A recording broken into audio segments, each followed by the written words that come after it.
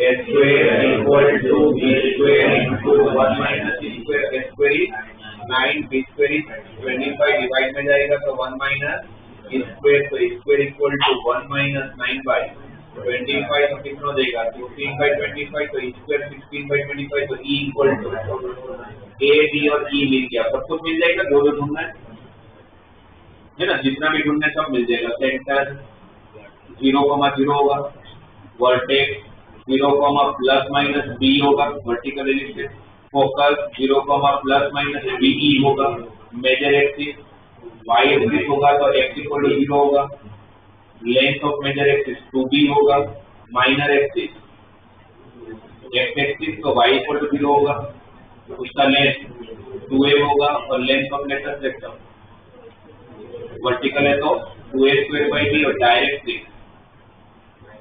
Vertical है y equal to plus और minus b by d होगा। पर अभी जो भी मिलेगा वो सब कुछ क्या मिल रहा होगा, कैपिटल एक्स और उसको यहाँ पर पुट करते जाऊंगा तो मुझे ओरिजिनल सेंटर वर्टेक्स जो भी ढूंढना चाहिए, जैसे पैराबोला में करते थे एग्जैक्टली सेम एलिप्स में होगा, यही सेम वापस हाइपरबोला में कुछ फर्क नहीं पड़ता। क्लियर?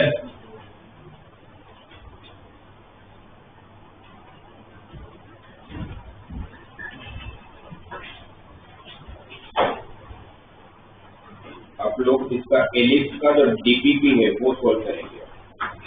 टेक्स्ट बुक के जो लास्ट वाले जो 3 क्वेश्चन वर्ड वाले प्रॉब्लम मैंने आज करवाया उसको तो कर ही लेना एक बार, क्योंकि मेरी तरफ से पूछेंगे स्कूल में पूछने के चांसेस पूरे है, और डीपीपी करना आप लोग को एलिप्स वाला।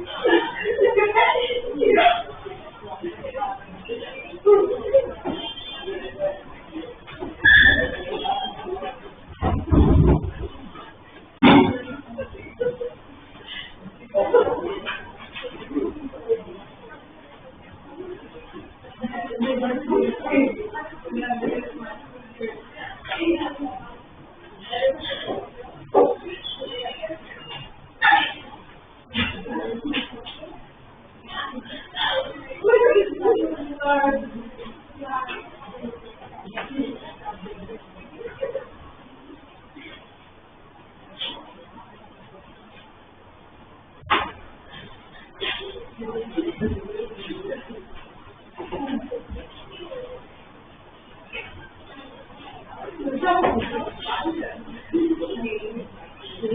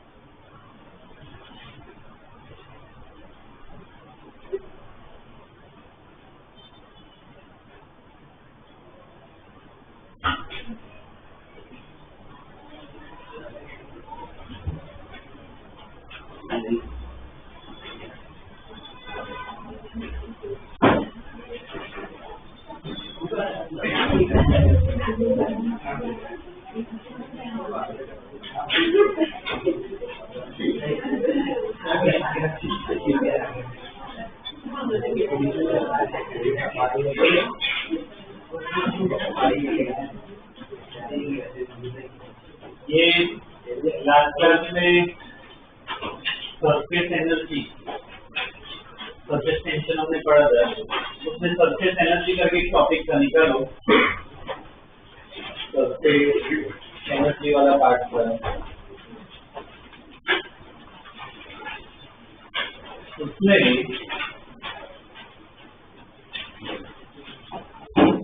ये इक्वेशन सरफेस एनर्जी जो थी उसमें इक्वेशन देखो क्या थी, मेन इक्वेशन क्या थी, डेल्टा इक्वल टू क्या था, एच डेल्टा ए। एच का मतलब क्या है, सरफेस टेंशन। डेल्टा ए क्या था, देखो साइड पे लिखा है change in area of free surface. Rho में साइड पे लिखा है वो इनटू टू कब करना है, नहीं करना है। अगर लिक्विड ड्रॉप आए, ड्रॉप मतलब एक ही बाउंड्री होती है, इनटू टू नहीं करते। पर सपोज सोप बबल आए तो दो बाउंड्री होती है, तो क्या इनटू टू करना है, ठीक है ना। वो चीज क्या ध्यान रखनी है। बाद में उसके बाद है ना, उसमें हमने एक प्रॉब्लम किया था, लास्ट प्रॉब्लम देखो, आई थिंक वो ड्रॉप्स वाला किया था, ड्रॉप वाला। वो एक बार क्वेश्चन देख लो, उसको कंटिन्यू करना है, एक दो प्रॉब्लम और करते हैं उसको। पढ़ लो वो क्वेश्चन, एक बार अप्रोच देखो।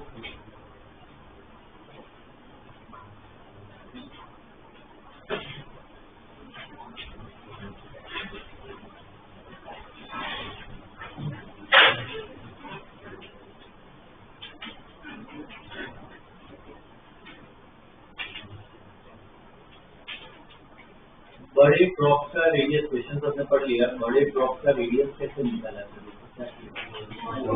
वॉल्यूम कंजर्व है ना, वॉल्यूम क्या रहेगा? Conserve equal to F. और एनर्जी के बारे में पूछा था, तो क्या था? S into delta A. उसने भी इंटू 2 किया था, एस डेल्टा ए इंटू 2 किया था क्या? नहीं किया। क्यों? क्योंकि ड्रॉप है, तो वो करने की जरूरत नहीं है। ठीक है, उसके बीच में लिखा। और देखो अपना आंसर क्या है? माइनस में आया था। तो माइनस क्या लिखा था? एनर्जी रिलीज हो गई है। ठीक है, एनर्जी रिलीज हो गई। ठीक है, अब ये तुमने समझा। अब जो तुम्हें खुद का अपना ग्रास्पिंग पावर चेक करना है कि भाई मैंने एक प्रॉब्लम देखा, उससे मुझे कितना समझ में आ रहा है, कितना अप्रोच कर रहे हैं। तो मैं दूसरे टाइप का प्रॉब्लम दे रहा हूँ। पेज किसी को नहीं घुमाना है, लिखना नहीं है। ठीक है, इसके बेस पे मैं एक क्वेश्चन लेकर रहा हूँ, वो ट्राई करो। ठीक है ना, देखो question. n small drops, capital N small n जो लिखना हो चलेगा। n small drops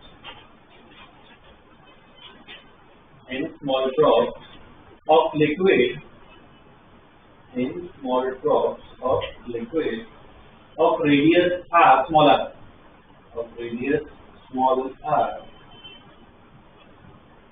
combine to form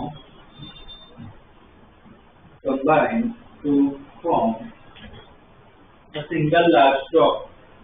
Combine to form a single large drop. Find energy release. Find energy release if surface tension is T, capital. Find energy release if surface tension is T, capital T, ठीक है, surface tension दी है। Okay, अभी problem revise किया। Page चीजों को घुमा नहीं, कुछ देखना नहीं। मुझे बताओ सिमिलर है क्या ऐसा प्रॉब्लम? उधर एक था, यहाँ पे क्या दिया है? n। अप्रोच तुमने पढ़ा है, करो, ट्राई करो, स्टडी करो, ऐसे ही तो सीखोगे।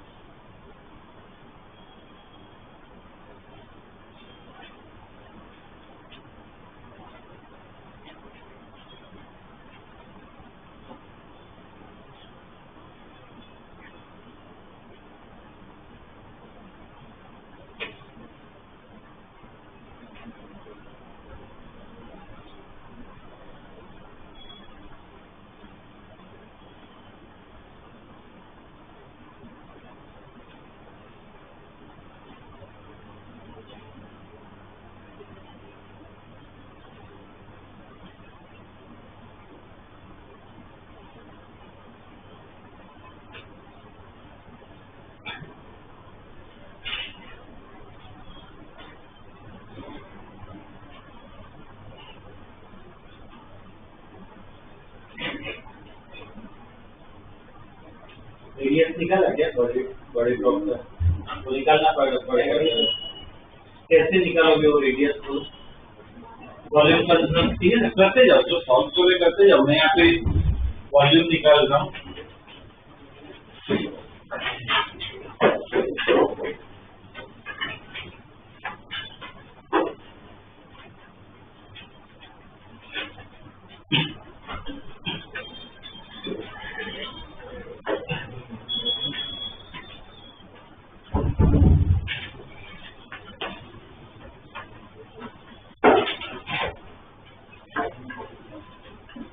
ठीक है, ये मैंने रेडियस निकाल दिया, ठीक है, चेक कर लो जिसका नया वो देखो कि कहाँ पे मिसिंग है, बाकी मिसिंग कुछ नहीं। और बाद में चेंज इन एनर्जी निकालना है।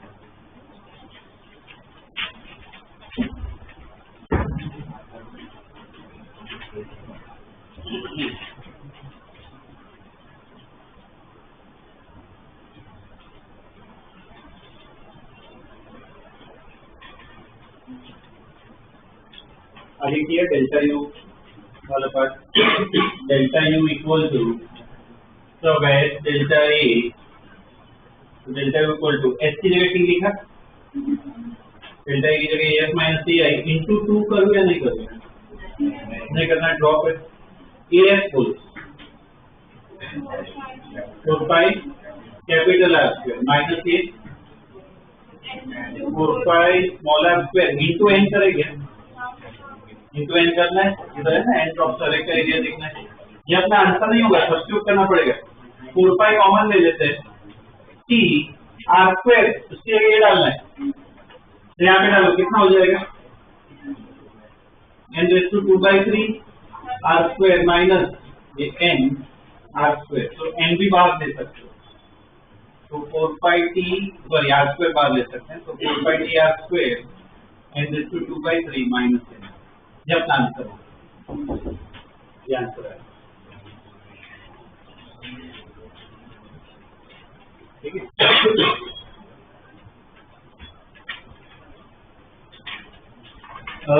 ये जिनका हो गया वेल एंड गुड, ठीक है, सही अप्रोच, ठीक है। ग्राफ कहते हैं कि तुमने ग्राफ किया है कंसेप्ट, समझ में आ रहा है, ठीक है। जिनका नहीं हुआ बहुत ही ध्यान से समझना, कहाँ पे नहीं हुआ, कहाँ पे अप्रोच है, ठीक है। प्रॉब्लम उसके लिए किया कि खुद का ग्रास्पिंग पावर चेक करो कि भाई कौन से पार्ट में अटक रहे, क्या दिक्कत आ रही है, कि कंसेप्ट देखो। जिनसे नहीं हुआ उनके लिए खास बोल रहा हूँ कि जैसे देखो कि भाई ना सपोज ये हो गया हो, ये पार्ट में दिक्कत आ रही है, तो कहाँ पे आ रही है? जैसे सपोज तो फॉर्मूला पता था, यहाँ पे एन डालना है वो भी पता था, पर सपोज ये सब्स्टिट्यूट करना भूल गए, आगे सॉल्व करना भूल गए, कहाँ पे अटक रहे वो जरूरी। अब जैसे मैं तुम्हें बताऊँ, ये सॉल्व करने में शायद दिक्कत आ रही हो तो फिजिक्स में प्रॉब्लम नहीं है, मैथमेटिक्स वाले पार्ट में प्रॉब्लम। तो एक तरह से मतलब गुड न्यूज बोल सकते हो कि तुम्हें कंसेप्ट आता है, मैथमेटिक्स वो प्रैक्टिस से आता है, नथिंग है। पर सपोज तुम्हें ये आ गया, अब तुम सोच रहे हो कि भाई क्या करूं इधर, सपोज इधर अटक रहे हो और तुम सोच रहे हो क्या करूं, तो कंसेप्ट में ध्यान देना, और वो भी कहाँ से आता है? रिविजन से, उसको करेगा। हर एक का अप्रोच अलग होता है, तुम्हारी जो गलती है उसके बेस पे सोल्यूशन होता है।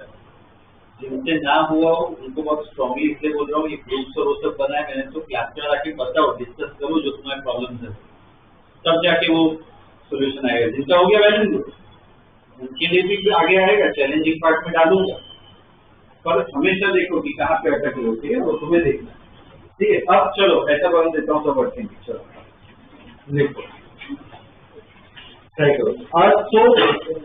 film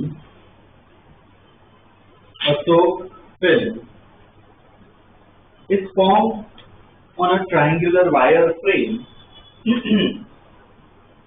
A soap film is formed on a triangular wire frame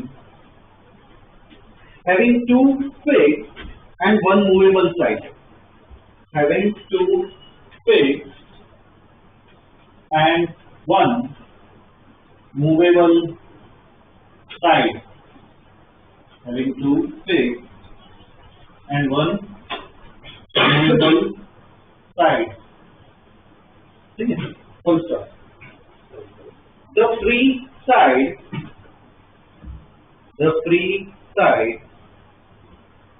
is moved with constant acceleration. The free side is moved with constant acceleration. The free side is moved with constant acceleration. Okay. Full stop. Take side length to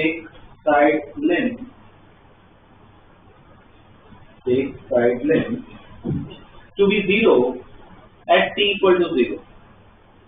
Take side length to be 0 at t equal to 0 as shown in the figure.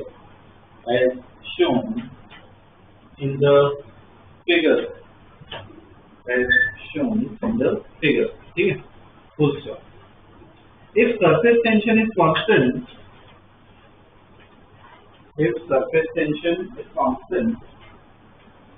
and U, capital U, if surface tension is constant and U is surface potential energy,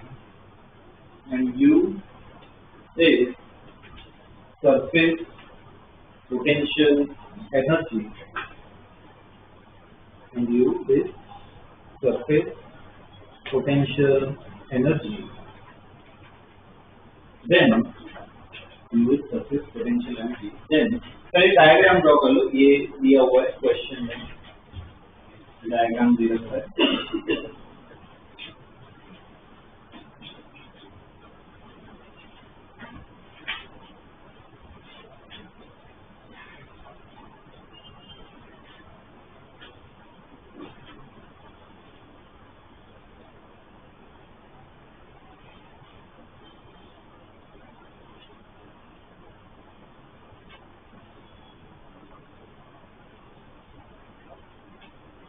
पहले option दे रखे हैं. पहला option देखो, du by dt proportional to t raised to 0. du by dt proportional to t raised to 0. पूरा proportional to नहीं लिखना है, symbol पता है, symbol. du by dt proportional to t raised to 0. दूसरा option du by dt proportional to t raised to 1. du by dt proportional to t raised to 1. तीसरा option du by dt proportional to t raised to 2. du by dt proportional to t raised to 2. Fourth option क्या होगा? du by dt proportional to t raised to 3. du by dt proportional to t raised to 3. ठीक है, ये question है. ठीक है. Okay. अब देखो, इसमें ऐसे क्वेश्चन से वो क्या बोलते हैं, पैनिक या नर्वस, ऐसा कुछ कंफ्यूज होने की जरूरत नहीं है. एक प्रॉब्लम है, हमें सॉल्व करना है, बस और कुछ नहीं है. तो पहले तो प्रोसीजर अगर बताऊं तो मैं ढंग का क्वेश्चन, अभी अच्छा क्वेश्चन है, कभी भी कोई अच्छा क्वेश्चन को ढंग से सॉल्व करना हो, सीधी बात है, तुम्हारी जगह तुम ऐसा देखो तो ऐसे क्वेश्चन, बड़े बड़े क्वेश्चन आते हैं एग्जाम में. पहले तो मेन अप्रोच उनकी साइकोलॉजी क्या होती है डिजाइन करने वालों की, कि ऐसा क्वेश्चन, बड़ा क्वेश्चन देख के क्या स्टूडेंट को पैनिक हो जाती है, इतना बड़ा क्वेश्चन क्या है, कैसे हुआ. अभी हमें ऐसी कोई जल्दबाजी नहीं है, हमें सीखना है. ठीक है, हम सीख रहे हैं अभी तो एक कंसेप्ट. हमने जितना पढ़ा है, इतना एश्योरेंस हमने जितना पढ़ा है ना, पक्का उसमें से ही सॉल्व होगा, सोल्यूशन उधर से ही आने वाला. तो सबसे पहला स्टेप तो क्या है, क्वेश्चन समझना. क्वेश्चन समझना मतलब क्या है, तुम क्वेश्चन पढ़ोगे, उसको डायग्राम के साथ विजुअलाइज करो, एनालाइज करो, तब तुम्हें पता चलेगा तुम्हें क्वेश्चन समझ में आ रहा है. तो पहले तो वो करो, विजुअलाइज करो. क्वेश्चन में जो इतने सारे स्टेटमेंट्स दिए, उसको इसके साथ कनेक्ट करो डायग्राम से, मुझे समझाने की ट्राई करो क्या है.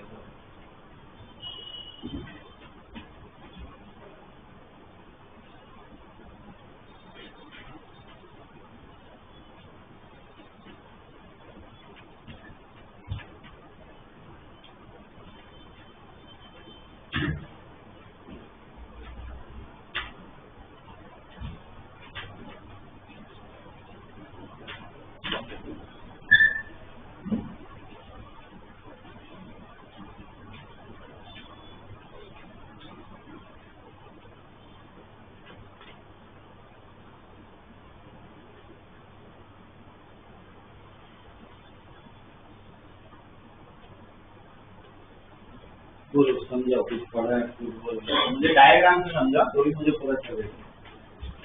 बोलो क्या है ये, बता क्या है डायग्राम, ये क्या है, एक्स वाई है ये, तुम्हें बोला इतना क्लियर है, ये क्या है, शुरुआत में कहाँ से होगा, तुम्हें बोला तो कैसे होगा, ये लेंथ इज 0 इधर जो मतलब कहाँ पे होगा, इधर से स्टार्ट होगा, ये क्या है, तो जैसे जैसे नीचे जाएगा फिल्म को विजुअलाइज करना है, क्या होगा बढ़ेगी। मैंने इस फिल्म को विजुअलाइज करना सिखाया था, क्या है फिल्म कैसे बिहेव करती है, मेम्ब्रेन की तरह, जैसे जैसे मैं नीचे जा रहा हूँ क्या हो रहा है, फ्लैश होते जा रही है। अब क्वेश्चन क्या पूछा उसको मुझे समझो, क्या है सरफेस पोटेंशियल एनर्जी स्ट्रेच कर रहे हैं, क्या होता है पोटेंशियल बढ़ती है।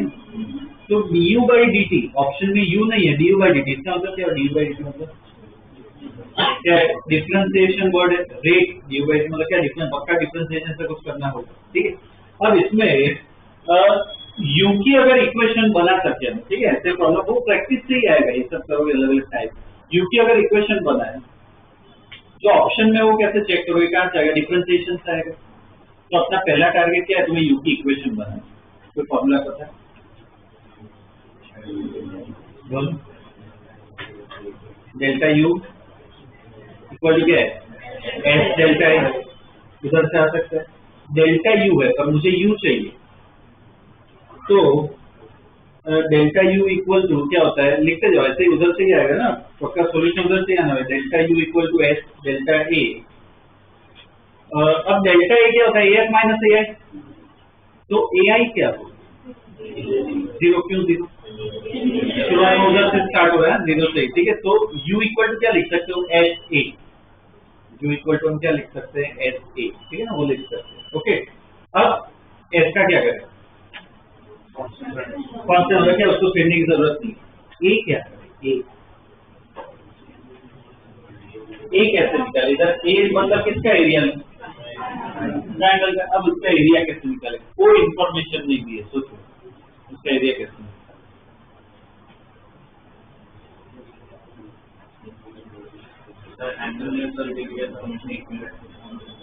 एंगल 60 डिग्री है तो इक्वलाइज जरूरी थोड़ी,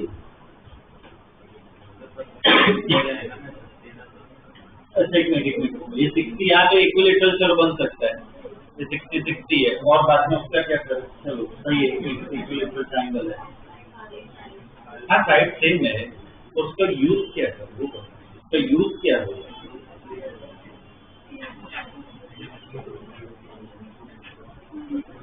चलो थोड़ा और मैं हिंट दूं, सपोज 60 डिग्री ना होता कोई और एंगल होता है तो अलग ट्रायंगल होता है, ट्रायंगल का एरिया कैसे निकालना है, एरिया निकालना है, half into base into height, इधर बेस क्या होगा, ये होगा अपना बेस, ये हाइट होगा, ठीक है। तो वो सब्स्टिट्यूट कर सकते हो कि u इक्वल टू क्या गया, एस इंटू ए क्या हो जाएगा, half into base into height, ठीक है। अब इधर अपना टारगेट क्या है, एच और बी मुझे स्टडी करना है। चलो थोड़ा अगर मैं गाइड करूं तुम्हें, एच है ना, तुम एच के बारे में कुछ लिख सकते हो, तो जो एक्सेलरेशन है एच के बारे में कुछ बोल सकते हो, ये एक्सेलरेशन से जा रही है, एच क्या हुआ एक तरह से डिस्प्लेसमेंट हुआ, तो बोलो क्या है, काइनेमेटिक्स पढ़ा हुआ है, कौन सी इक्वेशन यूज कर सकते हैं, S equal to q plus half A T square, S की जगह क्या एच लिख देते हैं, u 0 लेते हैं सिंपलिसिटी के लिए, तो देखो एच आ गया हाफ ए टी स्क्वायर। अब b कैसे निकाले वो सोचो, ऐसे बस रास्ता निकालना, देखो एक पार्ट आ गया, अब b कैसे निकाले, b निकालना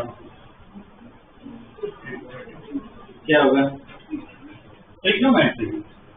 मैं ये आगे काफी बार बताया, ऐसा कोई ट्रायंगल तुम देखो, मतलब क्या ट्रिग्नोमेट्री लगाना है, ये कोई एक ट्रायंगल, ये वाला ट्रायंगल देखो, ये एच है, ये कितना होगा 30 डिग्री, ये लेंथ कितनी होगी d/2, तो ये एच d/2 30 है, वो तो कौन सा है, ट्रिग्नोमेट्री है, tan 30 अगर यूज करें तो क्या होगा, d/2 अपॉन एच, इधर से b निकाल सकते हो, तो समझा, इधर से b आ जाएगा, देखो यहाँ पे डालो, अब इतना पूरा सॉल्व कर सकते हो, बी आ जाएगा, वो यहाँ पे डालो, ये एच पी पता है तो यू जो है उसमें टी आ जाएगा पूरा, ऑप्शन में पता है, क्या करोगे इससे,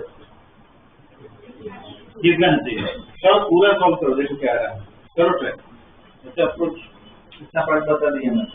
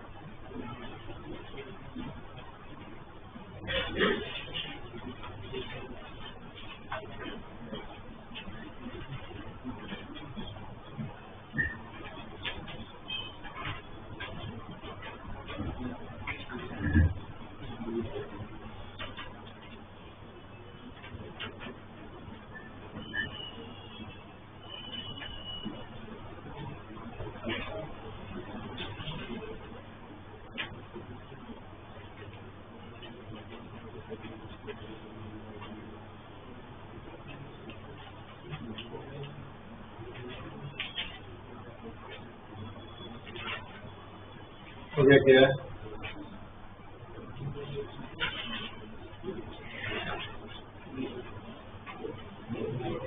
देखो यहाँ पे ध्यान दो, ये एच तो अपना आ गया है, एच अपना आ गया है, यहाँ से बी निकाल दिया, ठीक है, बी की वैल्यू सब्स्टिट्यूट की, एच सब्स्टिट्यूट किया, देखो इधर प्रोपोर्शनलिटी चाहिए मुझे, मेन इक्वेशन नहीं चाहिए, सब कांस्टेंट है इधर, तो यू प्रोपोर्शनल टू देखो T square T raise to 4 लिख सकते हैं, लेकिन हमें उससे ही मतलब है प्रोपोर्शनलिटी लिखनी है, बाकी कोई कांस्टेंट लिखने की जरूरत नहीं है। और ऑप्शन में D you by D T के बारे में पूछा है, इसका मतलब क्या करना है, इसका डिफरेंस चाहिए, तो वो क्या आएगा, क्या होता है इसका डिफरेंस आना चाहिए 4t क्यूब, 4 भी कांस्टेंट है, क्या आएगा t क्यूब, हो गया सॉल्व, ठीक है, ये अप्रोच, ठीक है ना।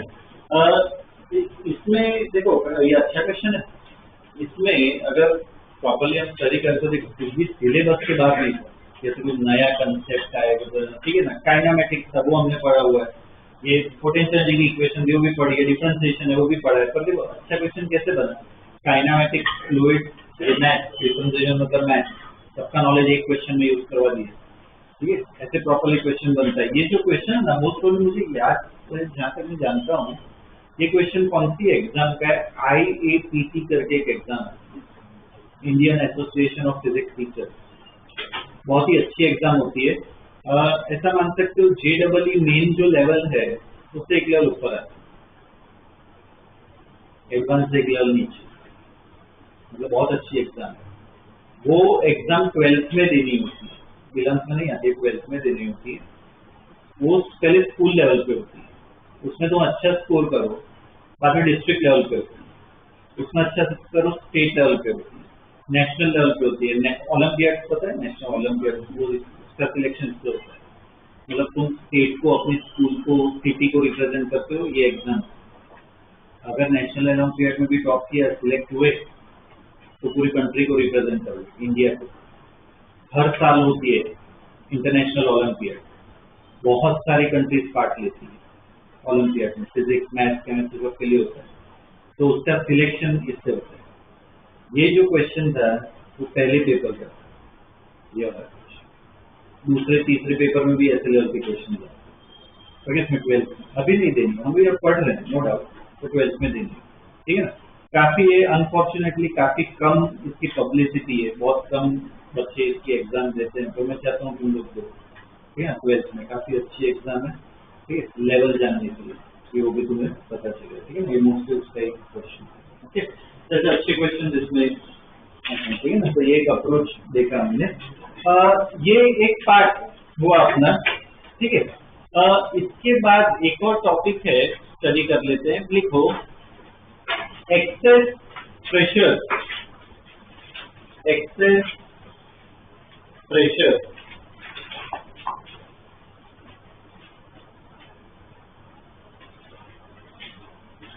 Excess pressure.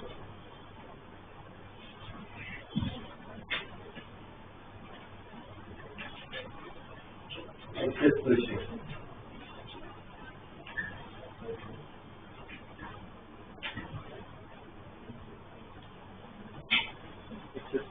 Okay. Excess pressure क्या होता है, तो समझते हैं।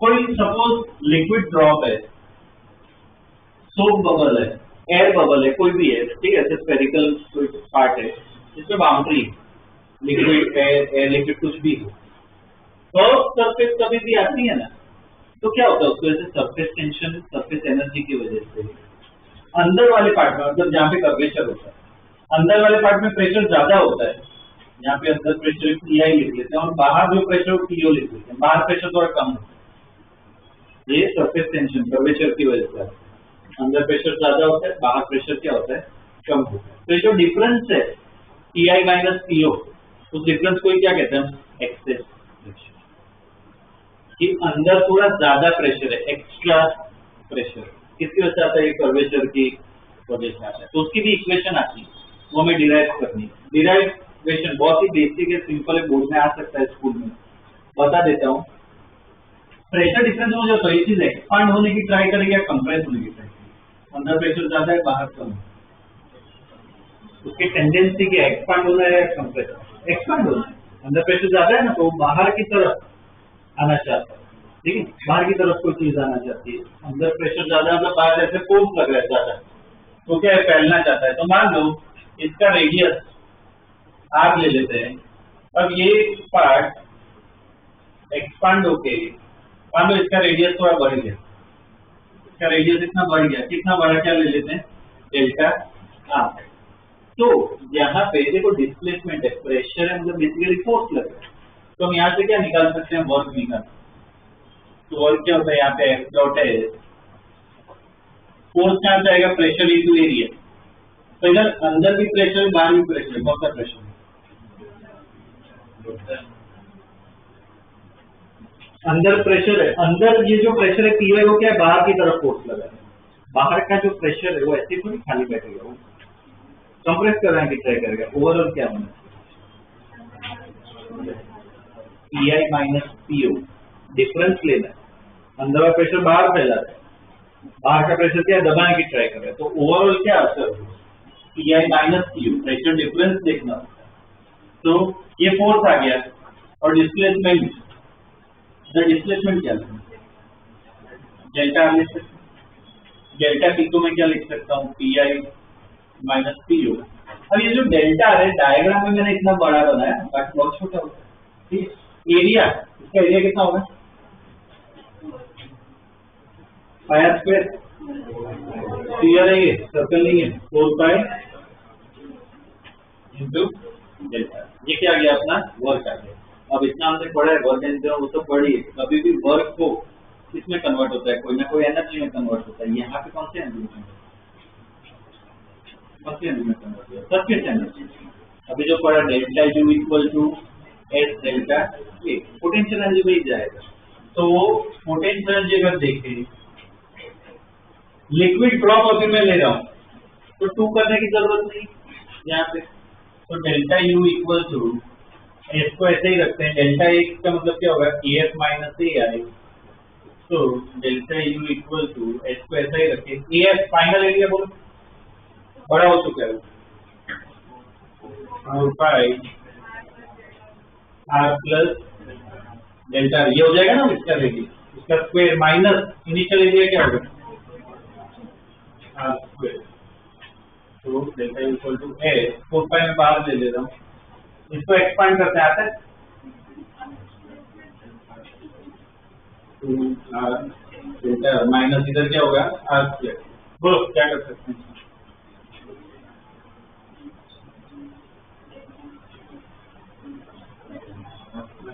चल जाए ठीक है आंसर। तो क्या बचा, 2 आर डेल्टा प्लस डेल्टा, ये पार्ट बचा, इसमें यहाँ लास्ट में। अब बस एक पार्ट इसमें स्टडी करना है। यहाँ पे डेल्टा आर जो मैं बताया डायग्राम में मैं थोड़ा बड़ा करना है, बाकी डेल्टा बहुत छोटा है। ये अब थोड़ा मैथमेटिक्स वाला पार्ट बता रहा हूँ। अगर कोई चीज बहुत छोटी हो तो उसका स्क्वायर उसको बड़ा करता है, छोटा करता है, और छोटा करता है। सपोज डेल्टा, ऐसे एग्जाम्पल दे रहा हूँ, सपोज डेल्टा की वैल्यू 0.01, डेल्टा आर स्क्वायर क्या हो जाएगा, ये वैल्यू बहुत छोटी हो गई, क्या करें, बहुत छोटी हो गई, क्या करें, नेग्लेक्ट कर सकते हैं। तो ये जो डेल्टा है वैल्यू बहुत छोटा है, नेग्लेक्ट कर देते हैं। तो ये टर्म बचा है, तो इसको क्या लिखूं मैं, 8 पाई एस आर डेल्टा, ऐसे लिख सकते हैं।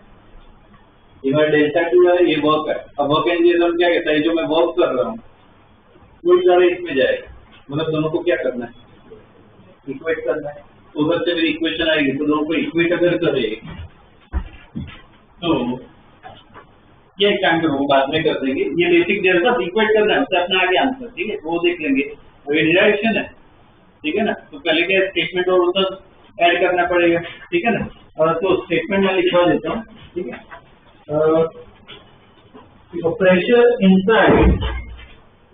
pressure inside a liquid drop or a bubble, pressure inside a liquid drop or a bubble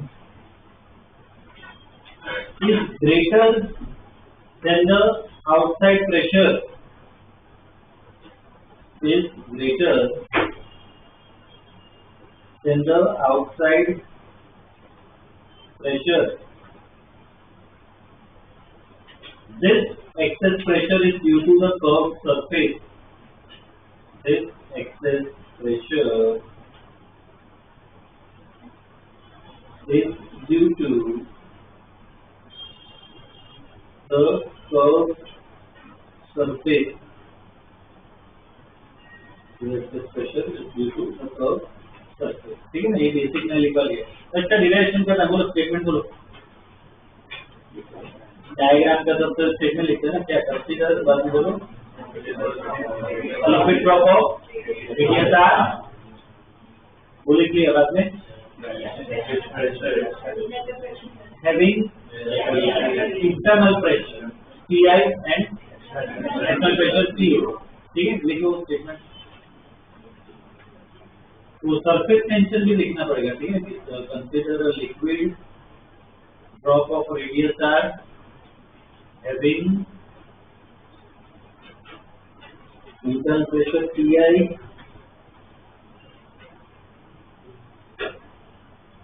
external pressure PO, ठीक है ना। और भी ऐड कर दो कि ये surface tension is at, surface tension is S। ठीक, बाद में एक्सपांड भी हो रहा है, उसके बारे में लिखना है। क्या लिखोगे कि कंटिन्यूएशन में लिख सकते हो, क्या लिखोगे, radius is increase by delta, radius is increase by delta R, ठीक है ना, उसका रेडियस उतना बढ़ गया। ठीक, ड्रॉ करो डायग्राम, सिर्फ डायग्राम ड्रॉ करना।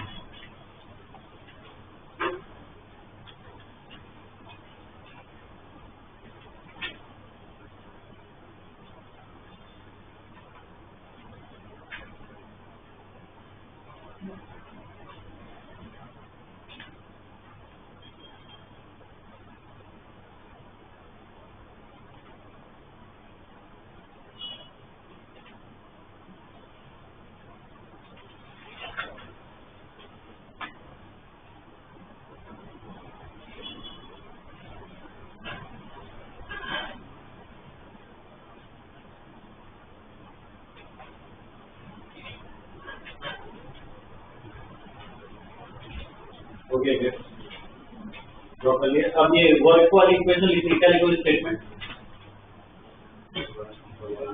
the work done to increase the radius by delta r will be, the work done to increase the radius by delta r will be, बाद में वर्क के बारे में लिखो, वर्क कॉपी करने की जरूरत नहीं है, खुद लिखो, खुद इक्वेशन बना सकते हो।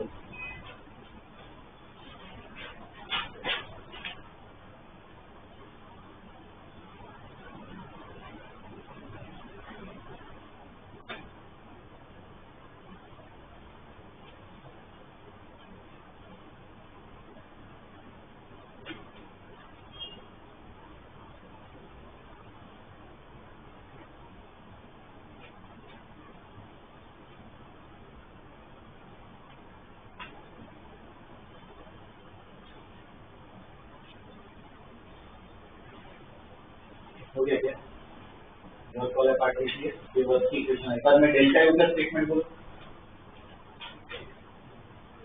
क्या वर्क का स्टेटमेंट क्या लिखोगे, delta U change in surface energy, the change in surface energy will be, the change in surface energy will be. अभी डेल्टा यू का पूरा लिख लो,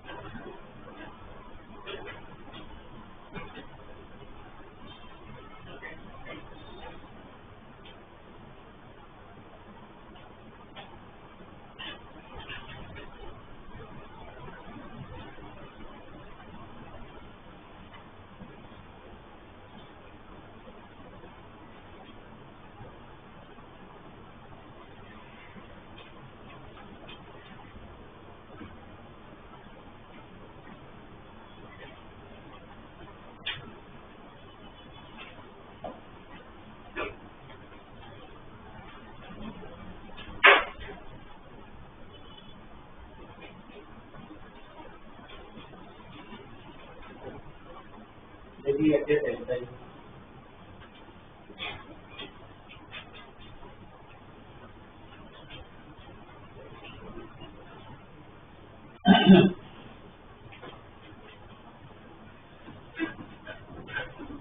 ये डेल्टा यू वाला पार्ट अपना हो गया। अब जो बचा लास्ट में क्या करना है, दो को इक्वेट करना है। तो लिखो स्टेटमेंट क्या होगा कि the work done gives the change in surface energy, the work done with the change in surface energy. Work done with the change in surface energy. ठीक है? तो therefore W equal to delta U. W equal to delta U. ठीक है? तो दोनों की equation को equate करो और मुझे ना Ti माइनस To वो निकाल के दो. जो क्या है? दोनों को इक्वेट करो. Ti माइनस To निकाल के दो.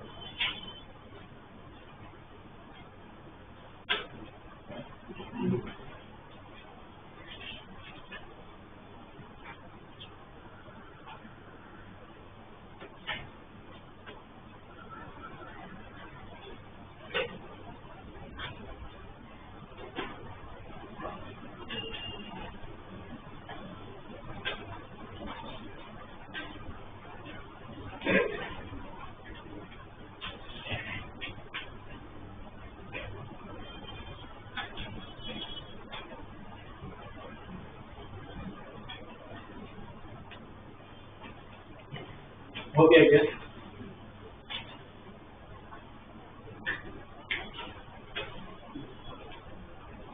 क्या आ रहा है answer? Pi minus Po equal to 2s by r. ठीक है ना? बॉक्स बना दो. एक अपना रिजल्ट आ गया. Pi minus Po equal to 2s by r. बस इसको एक्सेस प्रेशर कहते हैं. ठीक है ना? Pi माइनस Po जो है वही क्या होता है? Excess pressure. ठीक है ना? वो क्या गया अपना 2s बाई r. ठीक है? ये एकदम सिंपल डेरिवेशन है ना. ये फॉर्मूला में क्या प्रॉब्लम में काम आने वाला है. ये फॉर्मूला जो हमने किसके लिए डिराइव किया? लिक्विड ड्रॉप के लिए.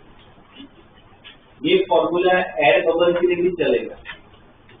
क्यों? एक ही बाउंड्री इसमें भी. ठीक है? तो वो भी इसमें जो स्टेटमेंट लिख दो. This formula is also applicable for air bubble.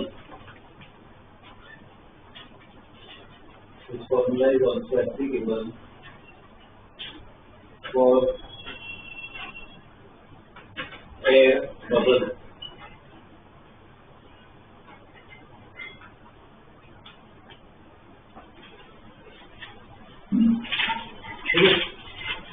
Soap bubble में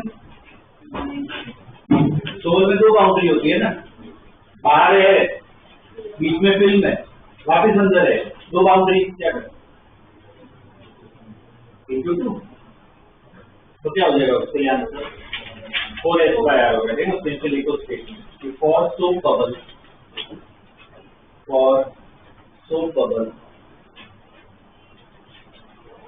Pi minus Po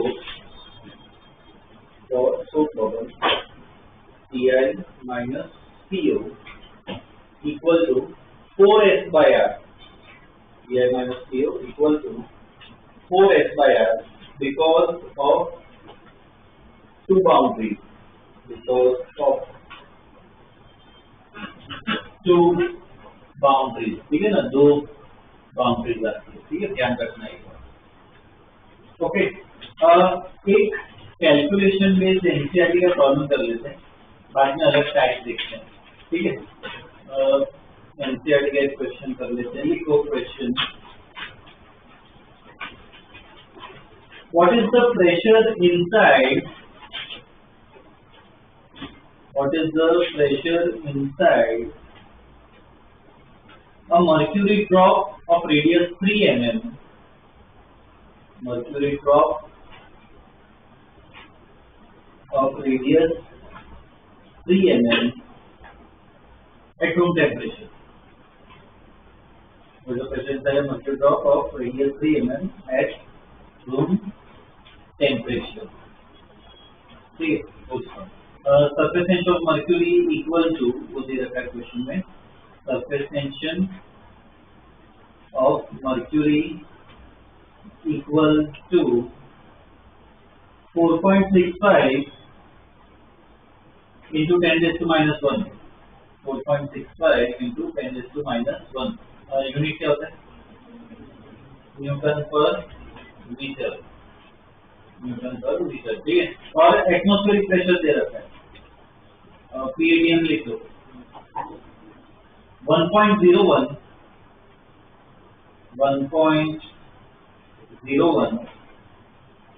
into 10 raised to 5 pascal. 1.01 into 10⁵ pascal.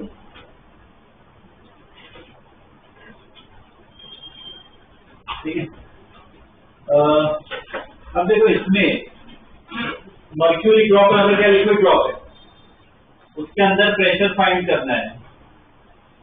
पहले इक्वेशन, मेन इक्वेशन बताओ कौन सी उसका Pi minus Q equal to 2S bar या 4S bar ड्रॉप है क्या होगा 2S by R। तो पहले मेरी इक्वेशन देखे तो Pi minus Q equal to क्या है 2S by R। क्या निकालना है Pi निकालना है, तो Pi equal to क्या हो जाएगा प्लस PO। Pi जो है क्या हो जाएगा 2S by R plus PO। अब क्या क्या दे रखा है देखो, S पता है क्या, R पता है, PO का क्या है, PO मतलब क्या, बाहर का प्रेशर कौन सा होता है एटमॉस्फेयर। ठीक है, वैल्यूज डालो SI में, आंसर मैं दे दूंगा, बस वैल्यूज सब्स्टिट्यूट करो SI में। ठीक, आंसर मैं दे देता हूँ, कैलकुलेशन में टाइम नहीं बिगाड़ना, आंसर मैं दे दूंगा, बस हमसे वैल्यूज डालो।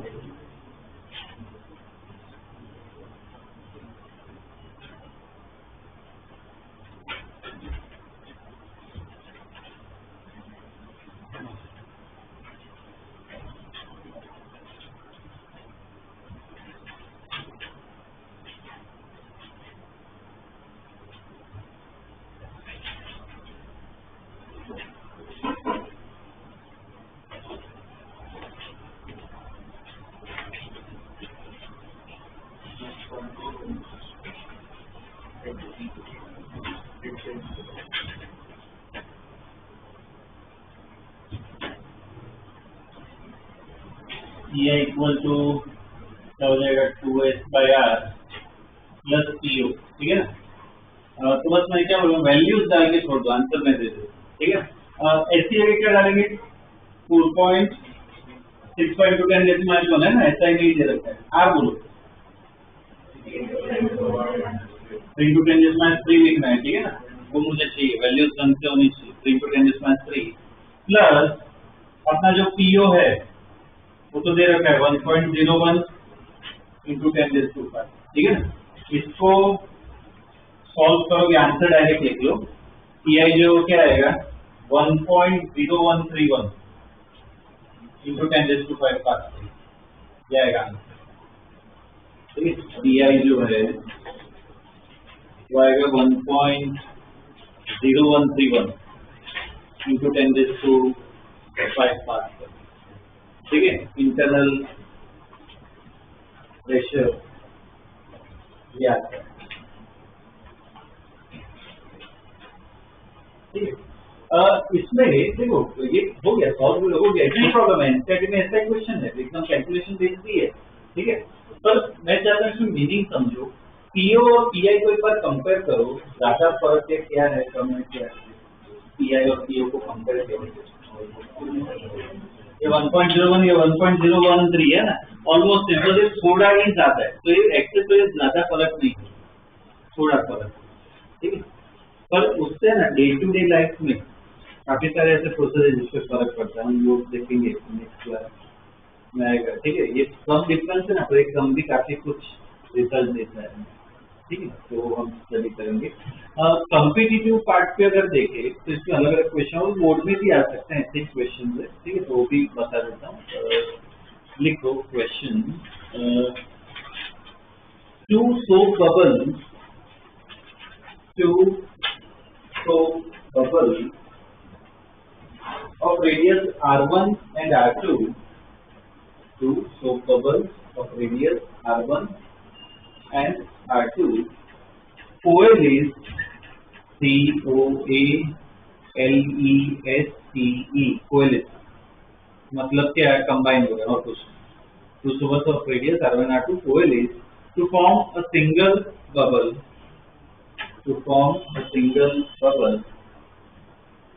of radius R, to form a single bubble of radius R, शुरुआत में सोप लिखा ना, सोप को बोला ठीक है ना, form a single roll of radius ठीक है। If surface tension is S, if surface tension is S and atmospheric pressure is P, capital P, surface tension is S and atmospheric pressure is P, then prove that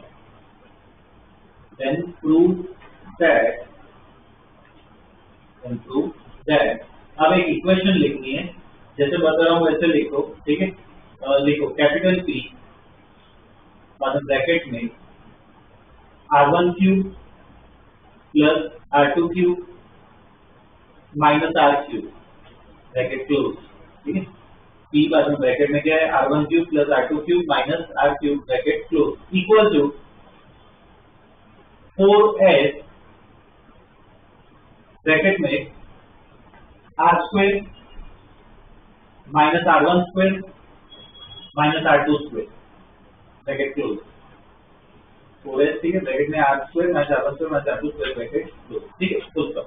temperature remains constant during the process, temperature remains constant during the process ठीक है। ये मतलब ये prove करना है okay. अब देखो इसमें प्रूव करना है कैसे करके, ऐसी कोई इक्वेशन लानी है तो इसमें बोलो ये बबल का फॉर्म है, बबल कंबाइन हो रहे जैसे ड्रॉप्स कंबाइन हो रहे थे, ड्रॉप्स कंबाइन हो रहे थे तो याद है हमने क्या किया था, सोच किया था ड्रॉप्स कंबाइन हो रहे थे, वॉल्यूम क्या था कंजर्व है ना, वॉल्यूम कंजर्व है तो उससे कुछ क्या रिलेट कर पाए। बबल जब कंबाइन होते हैं तो बबल वॉल्यूम कंजर्व रहता है, कंजर्व रहता है वॉल्यूम, ये इसलिए सब क्वेश्चन कर रहे हैं बोल वॉल्यूम कंजर्व रहता है, वॉल्यूम कंजर्व। बबल के अंदर क्या एयर है मतलब बेसिकली क्या गैस है, गैस का केस हो ना तो वॉल्यूम कंजर्व रहता है। ड्रॉप से लिक्विड है तो वॉल्यूम कंजर्व रहता है, गैस हो ना तो वॉल्यूम कंजर्व नहीं रहता ठीक है। एक एग्जांपल मतलब अगर मैं कहूँ तो सपोज अपने हवा डलवाते हैं ठीक है, टायर में टू व्हीलर के टायर में हवा डलवाते हैं तो मानो जितनी हवा आ रही है उस मशीन में से वॉल्यूम उतना ही वॉल्यूम तुम्हारे टायर्स में नहीं जाता, वॉल्यूम कम हो जाता है टायर्स में जाके, वॉल्यूम कम हो जाता है। पर कुछ तो है जो कंजर्व रहेगा, कुछ तो है जो कंजर्व रहता है, क्या हो सकता है वो एक बार पता चल जाए, बाद में उससे तुम इक्वेशन को स्टार्ट कर सकते हो स्टडी करना। क्या लगता है क्या कंजर्व सरफेस टेंशन वो उस पर डिपेंड करता है, लिक्विड पे फिल्म पे तो वो तो कांस्टेंट ही रहेगा, तो कांस्टेंट ही होता है। तो क्या एरिया क्या इंटरनल प्रेशर नहीं जो चेंज होता है, इंटरनल प्रेशर चेंज होता है तो क्या कांस्टेंट रहेगा। मैं बताऊंगा समझाऊंगा एकदम इजी पर मेन क्या है वही है कि क्लिक होना चाहिए, आंसर गलत आए चलेगा, मुझे कोई प्रॉब्लम नहीं, तो ट्राई करोगे तब सीखोगे ना। तो जैसे कि बड़ा बबल है इसका रेडियस R1, ये कुछ छोटा बबल है इसका रेडियस R2, कंबाइन होके मुझे नया रेडियस मिला, बबल मिला, उसका रेडियस R, पक्का कुछ तो कंजर्व रहेगा, वॉल्यूम तो नहीं है। चलो इतना बताता हूँ। और अंदर ये जो एयर है कंबाइन होते टाइम ये अंदर की एयर अंदर ही रहती है, वो अंदर की एयर कहीं बाहर नहीं जाएगी, अंदर जो एयर है वो अंदर ही रहती है, तो क्या कंजर्व है क्या ये तो वॉल्यूम हुआ ना, वॉल्यूम कंजर्व नहीं कर सकते, क्या कंजर्व रहेगा, मॉलिक्यूल कहीं नहीं जा रहे एयर के, मतलब क्या कंजर्व रहता है मास, टोटल जो एयर है अंदर तो एयर का मास जो इन दोनों एयर का मास है वही मास क्या फाइनल मिलता है। मास मतलब बेसिकली तुम क्या बोल सकते हो, गैस का कभी भी बात हो ना, वो हम आगे स्टडी करेंगे, इसके बाद वाला चैप्टर आएगा तो अभी से बता देता हूँ, कभी भी गैस की बात करें ना तो मास अच्छा टर्म नहीं, कौन सा अच्छा टर्म है, मोल, पढ़ा केमिस्ट्री नंबर ऑफ मोल्स, इधर जो नंबर ऑफ मोल्स है और इधर जो नंबर ऑफ मोल्स है वो कंबाइन होकर क्या इधर ही मिलेगा, मोल्स क्या रहते हैं कंजर्व गैस के लिए, ठीक है। जैसे ड्रॉ कर उसके नीचे लिख सकते हो कि here volume is not conserve, ये ड्रॉ करो,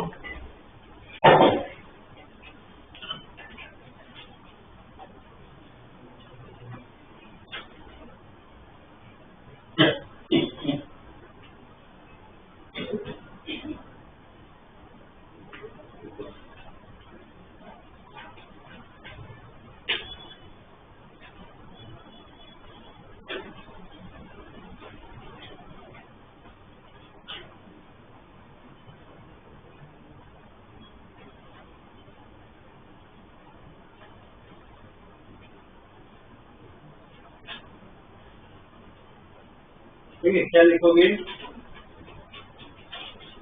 here volume is not conserve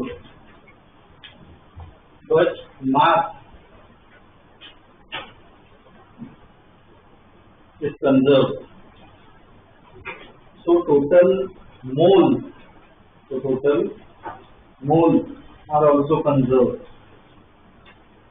So total moles are also conserved. Total moles are also conserved. ठीक है। So सपोज इसमें मोल, इसमें N1 मोल्स है, इसमें N2 है और इसमें कुछ N ले लेते हैं, तो इक्वेशन बताओ क्या लिख सकते हैं। N1 प्लस N2 है ना, दोनों कंबाइन होके मुझे इसमें दे रहे हैं N, ठीक है। तो कुछ हमें पता चला कि भाई ये चलो लिख सकते हैं, ठीक है। और इसमें को रेडियस है, प्रेशर है, वो सब है, रेडियस भी है, मतलब इसमें क्या वॉल्यूम भी लिख सकते हैं ना, तो ठीक है।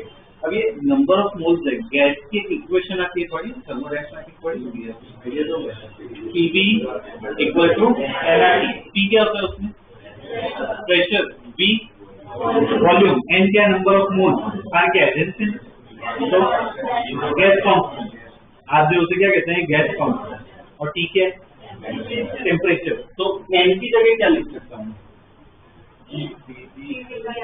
P बाई RT, पर पहले बबल का है तो P1 V1 by RT1, R तो वैसा ही रहेगा कांस्टेंट है, उसका तो सब्स्टिट्यूट करते हैं। हाँ फिर भी लिख सकते हो, क्वेश्चन में टेम्परेचर के बारे में दिया है ना, हाँ तो टेम्परेचर भी T ही रखो, ठीक है, टेम्परेचर भी T ही है, ये PV T3V3 बाई RT, तो RT भी क्या हर जगह से कैंसिल हो जाएगा,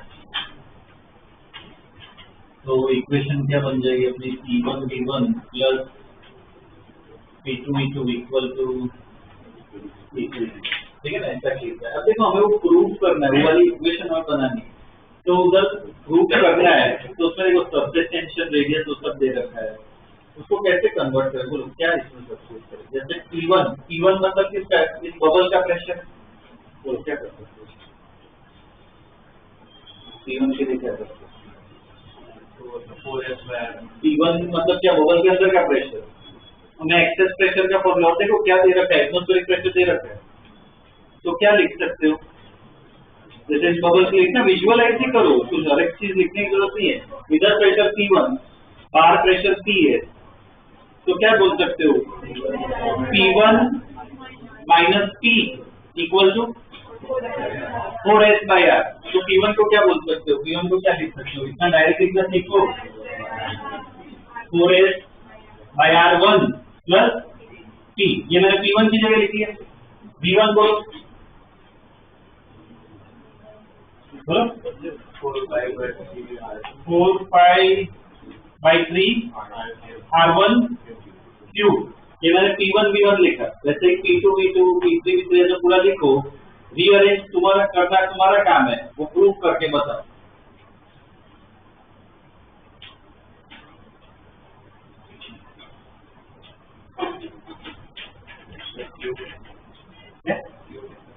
क्यू क्यू क्या है, क्यू कब लिखा है मैंने, अरे R1 क्यूब है।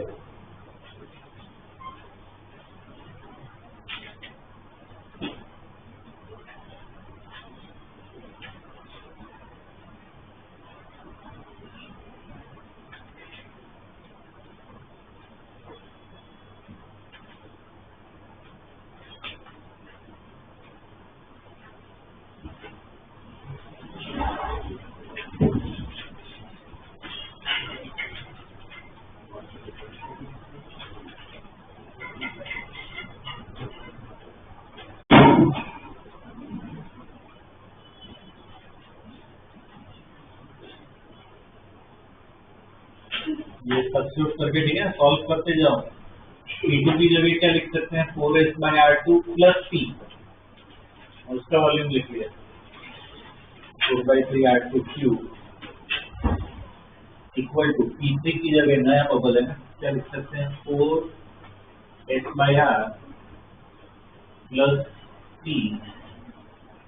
और उसका वॉल्यूम होगा 4/3πR2।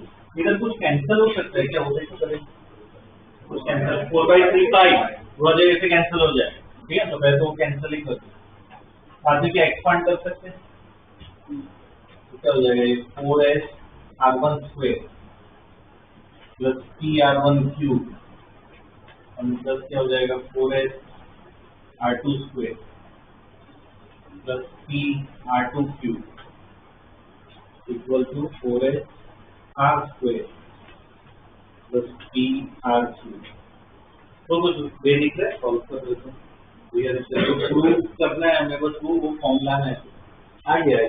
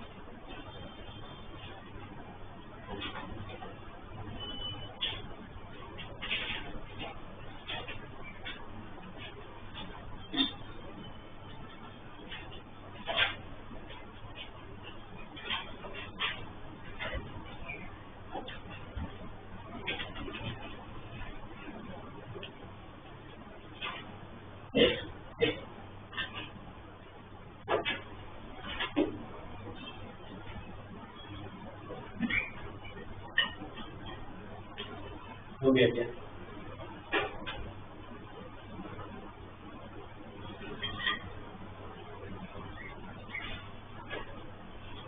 ठीक है। इससे क्या करना है, प्रूव करना है, ठीक है ना। ऑफकोर्स देखो कहाँ से आया कि कंजर्व करना है, ठीक टाइप के हर प्रॉब्लम ऐसे करोगे अलग टाइप की, तो कुछ ना कुछ नया सीखने मिलेगा, मदद आएगा। ओके, ये क्वेश्चन मैं करवा भी इसलिए रहा हूँ ताकि ये सब क्वेश्चन में क्या मॉड्यूल जब सॉल्व करने जाओ, कुछ एक्स्ट्रा पढ़ने जाओ तो ये सब चीजें क्या हेल्प करती है, ठीक है।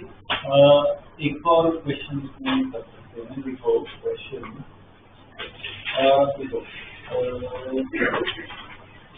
surface tension and vapor pressure, surface tension and vapor pressure, surface tension and vapor pressure of water at 20 degrees Celsius, surface tension vapor pressure of water at 20 degrees Celsius is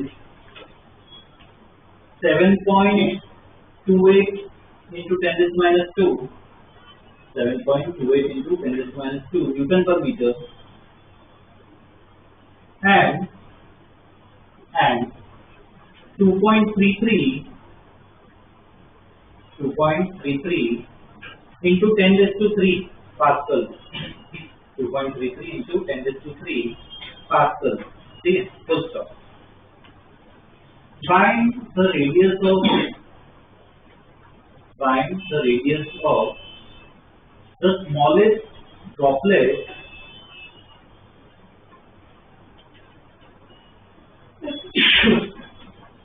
find the radius of smallest droplet which can be formed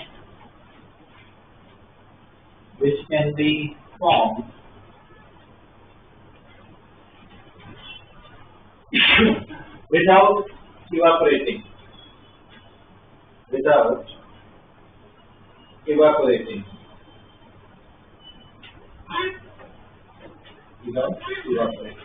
है. अब देखो ये भी एक conceptual question क्या दिया है कि ड्रॉपलेट, एक लिक्विड का ड्रॉपलेट है. ठीक है. कितने अलग अलग साइज के ड्रॉपलेट्स आते हैं. हम पानी गिराने की ट्राई करें तो हवा में ड्रॉपलेट्स बनते हैं, रेन के ड्रॉपलेट्स आते हैं. ठीक है. कितने अलग अलग टाइप के ड्रॉपलेट्स आते हैं. हर एक ड्रॉपलेट की साइज होती है.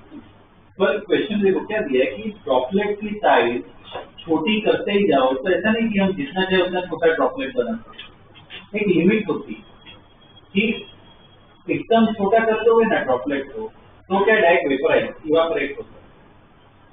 तो क्यों हो सकता है ये अभी तक अगर जो तुमने पढ़ा हो, नॉलेज हो कि जैसे मुझे वाटर को सपोज वेपराइज करना है, मतलब क्या बेसिकली बॉईल करना है तो कितना 100 डिग्री पे लाना पड़ता है तब बॉईल होता है. तब नहीं है सब धूप में देखा है. वैसे बाहर पानी रखा है वेपराइज तो होता है 100 डिग्री पे होता है.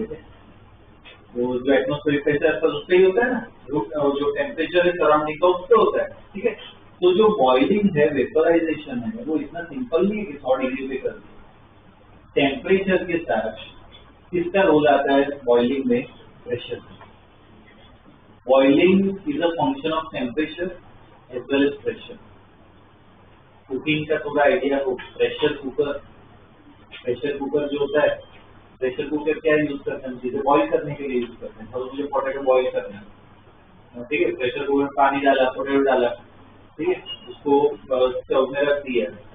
प्रेशर कुकर का काम क्या है? वो क्या करता है? अगर तुम नॉर्मल पानी को सपोज जो वेसल है तपेली है उसमें पानी भर के, ठीक है, डालो तो उसमें पानी क्या है वो 100 डिग्री में पहुंचेगा, बॉईल होना चालू हो जाएगा. और प्रेशर कुकर में जो पानी होता है तो 100 डिग्री पे बॉईल नहीं होता, तो 50 डिग्री में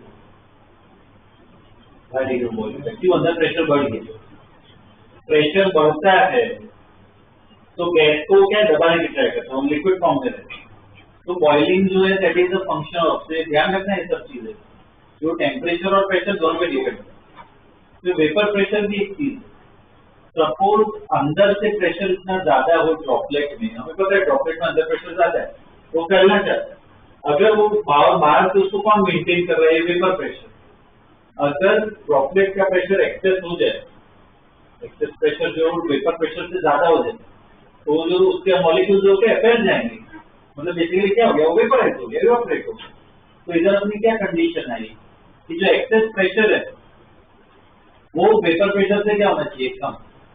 अगर वो ज्यादा हो जाए तो क्या वो स्टेबल नहीं रह पाएगा, ड्रॉपलेट क्या हो जाएगा? वेपराइज हो जाएगा.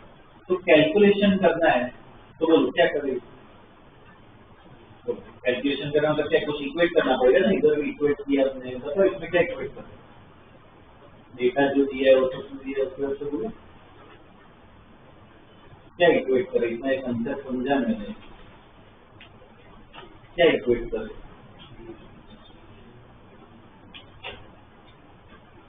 रेडियस निकाल रहे हैं, वेपर प्रेशर दे रखा है, सरफेस टेंशन दे रखा है ना, वो भी दे रखा है. अभी इतना मैंने डिस्कस किया है, उस हिसाब से कुछ बताओ उसको क्या करें? इक्वेट करना है. क्या इक्वेट करें? अभी मैंने समझा है कि अंदर से प्रेशर बहुत ज्यादा निकले, वेपर प्रेशर से ज्यादा हो तो वो वेपराइज हो जाएगा. तो इक्वेट करना है तो किसको इक्वेट करोगे? क्या ये जो एक्सेस प्रेशर है ड्रॉप का वो किसके बराबर हो जाएगा? लिमिट पे इस तरीके से किसके बराबर हो जाएगा? Vapour pressure. मतलब 2s/r या 4s/r? 2s/r. इसको किसके बराबर करना है? किसको बराबर करना है? ये वेपर प्रेशर. जैसे लिख लो इसमें क्या होगा कि when excess pressure of the drop is more than the vapor pressure, if excess pressure of the drop is more than the vapor pressure, then droplet will evaporate. Then droplets will evaporate. ठीक है, droplet will evaporate. तो क्या लिखोगे? Equation क्या होगा? 2s/r equal to p vapour. ऐसे लिखो 2s/r equal to p vapour. ठीक है, क्या निकालना है? r निकालना है. तो बाकी सब वैल्यूज डाल दो SI में. आंसर मैं दे देता हूँ, पर वैल्यूज डाल दो SI में. ठीक है, आंसर दे देता हूँ मैं.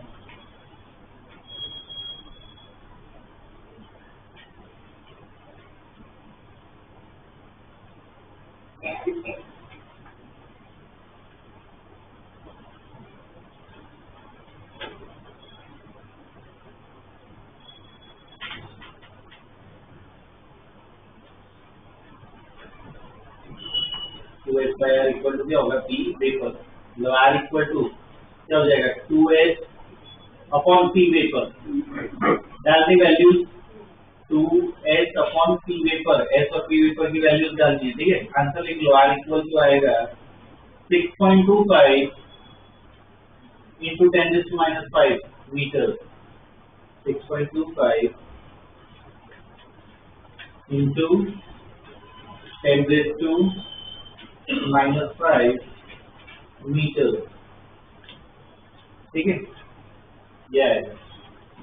ओके, ये वाला पार्ट. ठीक है, एक और क्वेश्चन, एक लास्ट क्वेश्चन करवा देता हूँ. ठीक है, तो क्या काफी पार्ट अपना कवर हो जाएगा. देखो question. Two soap bubble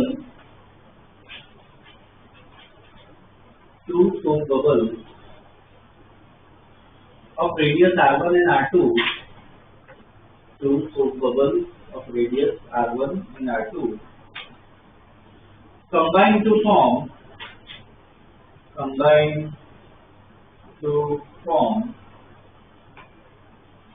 another bubble.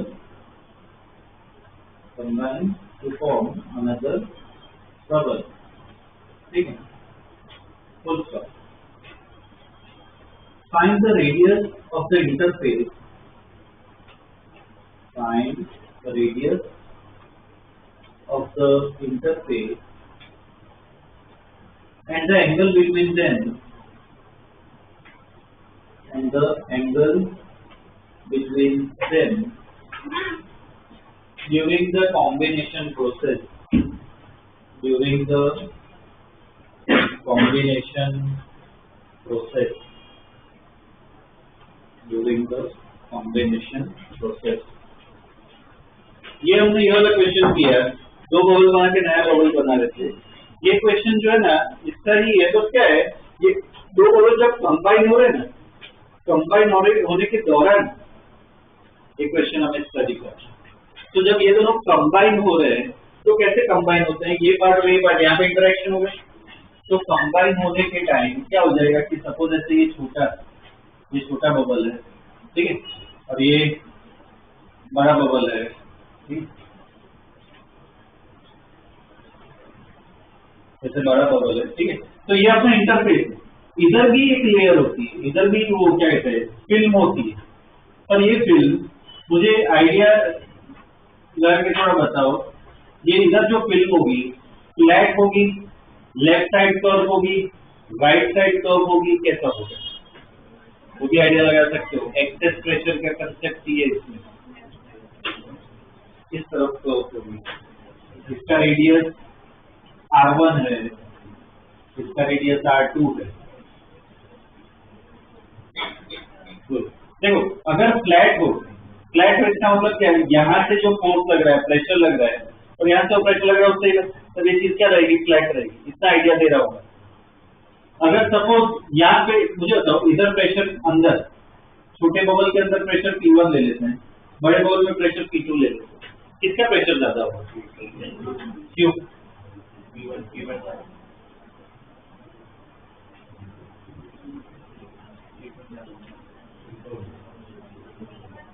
Excess pressure का फॉर्मूला क्या था? 2s/r या इधर 4s/r.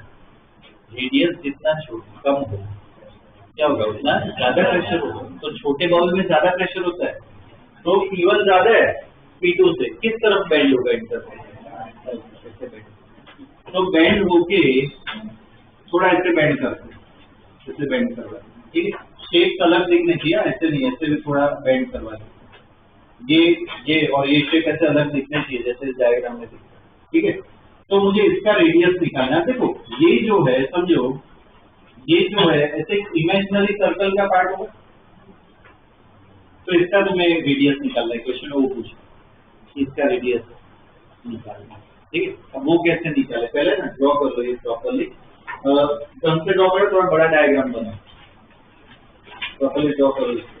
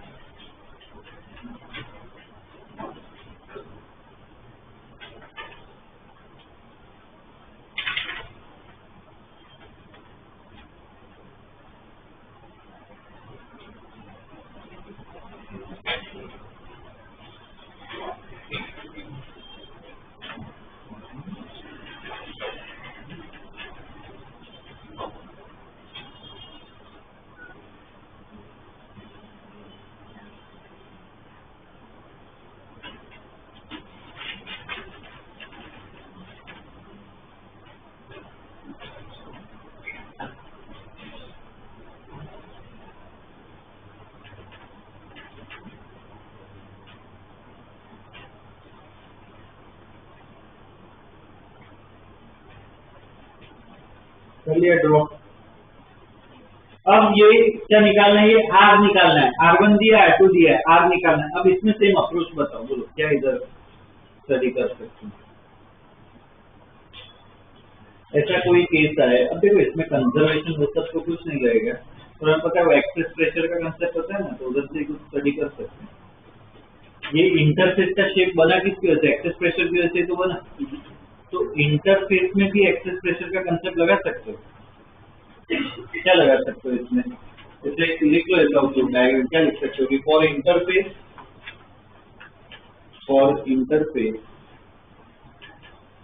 the excess pressure is due to P1 and P2. For interface the excess pressure is due to P1 and P2. तो बोलो equation क्या बोल सकते हो, इंटरफेस के लिए बोलो क्या लिख सकते हो, कौन सा प्रेशर ज्यादा है, P1 ज्यादा है, तो क्या लिख सकते हैं, P1 minus P2 equal to 4 या 2s, 4s बाय कौन सा रेडियस लगा, R1 R2 R कौन सा लगा, इंटरफेस की बात करें ना, वैसे इमेजिन तो ये रहता है, तो क्या होगा R। अब R1 R2 कहाँ से लाऊं मैं, ये तो सिर्फ इक्वेशन लिख दी,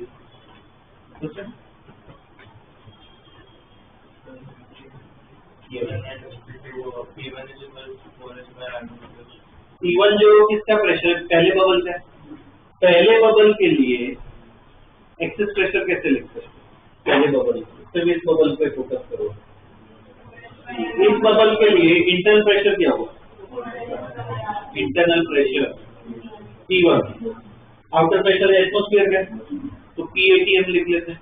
तो पहले बबल के लिए क्या लिख सकते हो, P1 minus PATM equal to 4s by R1, तो P1 की जगह क्या लिख सकते हो, 4s by R1 plus PATM, ये पहले बबल का लिखा, माइनस वैसे ही क्या करना है दूसरे बबल का क्या होगा, 4s by R2 plus PATM equal to 4s by R। देखो PATM कैंसिल हो जाएगा, 4s by R1 minus 4s by R2 equal to 4s by R, 4s भी कैंसिल हो गया, तो 1/R इक्वल टू क्या है, 1/R1 माइनस 1/R, आ गया देखिए।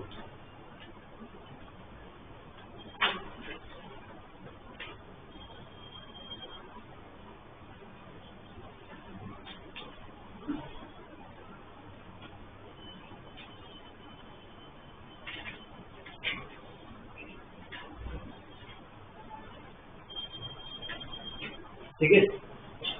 और क्या वो एंगल भी पूछ रहा है, एंगल के लिए मैसिव डायग्राम में डायरेक्ट स्टडी करना है। देखो एंगल इंटरफेस एंगल मतलब यहाँ पे एंगल निकालना है, तो देखो क्या करते हैं, टेंजेंट ड्रॉ करने होते हैं। ये जो सरफेस है ना, ये वाला, इधर टेंजेंट बनाओ तो ऐसे टेंजेंट बनेगा, ये टेंजेंट होगा इसका, ये सरफेस, ये बड़े वाले का टेंजेंट ऐसे पास होगा, और ये इंटरफेस का एक और टेंजेंट होगा, ऐसा इसका टेंजेंट होगा, जैसे 3 लाइन बनेगी, टेंजेंट होगी, तो इनका एंगल, ये प्रोसेस है ना डायनामिक इक्विलिब्रियम में होता है। ये डायरेक्ट इंफॉर्मेशन के लिए बता रहा हूँ।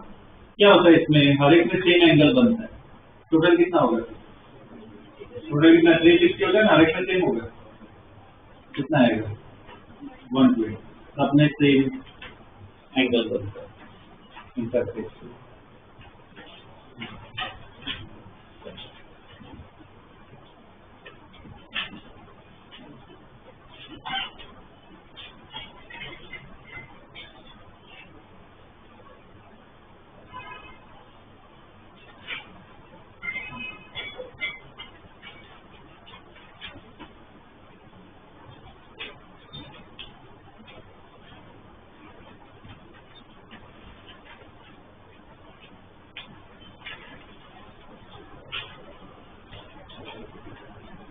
ठीक है, ये अपना ये वाला कंसेप्ट ही हो गया। ठीक है ना, अलग अलग प्रॉब्लम देखे मॉड्यूल में टिक करवाना प्रॉब्लम, बस वो ठीक है ना, टिक कर लो, वो अब अटेंड कर सकते हो। ठीक है, होपफुली फ्लूइड वाला पार्ट हो चुका हो, विस्कोसिटी भी टिक करवाया है ना।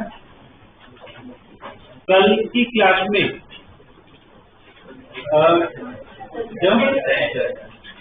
टेस्ट कितने बजे, 5:30 बजे, 5 बजे, कितने बजे, 5:30, कितना बजे होती है, 5 बजे। ठीक है, तो फ्राइडे डिस्कस करेंगे डाउट, सरफेस टेंशन के मैं टिक करवा देता हूँ।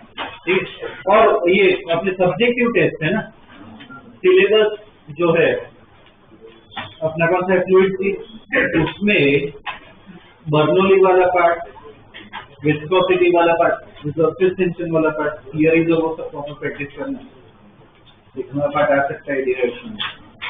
ठीक है, आज तक जो किया है वो प्रॉपरली करना। मेन नोट्स ही इसलिए मैं लिखवा रहा हूँ कि लिखने वाला काम तुम्हारा कवर हो जाएगा। ठीक है ना, वो पढ़ ले। ओके, इसमें टिक करवा रहा हूँ।